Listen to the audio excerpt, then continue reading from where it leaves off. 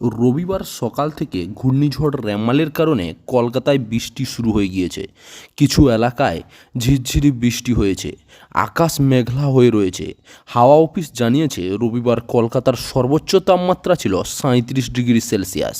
ঝড় বৃষ্টির কারণে তাপমাত্রা বেশ খানিকটা কমবে বলে মনে করা হচ্ছে। বঙ্গোপসাগরে তৈরি হওয়া নিম্নচাপ ইতিমধ্যে অতি গভীর নিম্নচাপের রূপ নিয়েছে।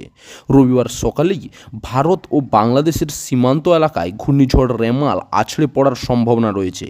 ইতিমধ্যেই চূড়ান্ত সতর্কতা জারি করেছে আবহাওয়া দপ্তর। রীতিমতো ভয়ে কাঁপছে দক্ষিণবঙ্গ ও বাংলাদেশের দক্ষিণাংশের মানুষজন। আবহাওয়া দপ্তরের সতর্কতা যা জানানো হয়েছে তাতে এটি চরম শক্তিশালী ঘূর্ণিঝড়ের রূপ নিয়ে আছড়ে পড়তে চলেছে স্থলভাগে। তথ্য অনুসারে একটি পূর্ণ শক্তি ঘূর্ণিঝড় সাধারণত 100টি হাইড্রোজেন বোমার মতো শক্তি প্রকাশ করতে পারে।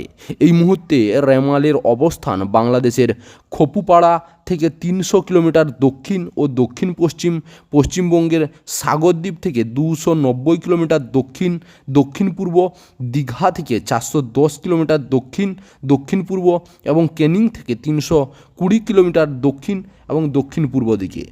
উত্তর বঙ্গোপসাগরে রেমাল তৈরি হওয়ার পর গত 6 ঘন্টায় তা ধীরে ধীরে স্থলভাগের দিকে এগিয়েছে।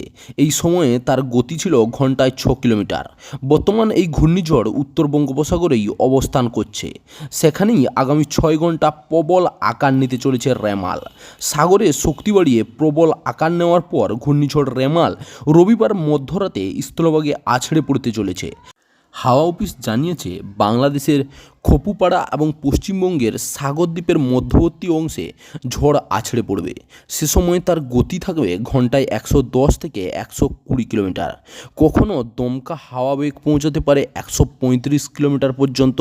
ঝড়ের প্রভাব সর্বোচ্চ পড়বে দক্ষিণবঙ্গের উত্তর 24 পরগনা ও দক্ষিণ 24 পরগনা এই দুই জেলায়। সুন্দরবনের এলাকায় তাণ্ডব চলবে। সর্বোচ্চ 110 থেকে 120 কিলোমিটার গতিতেই এই দুই জেলায় খেল দেখাতে পারে ঘূর্ণিঝড়।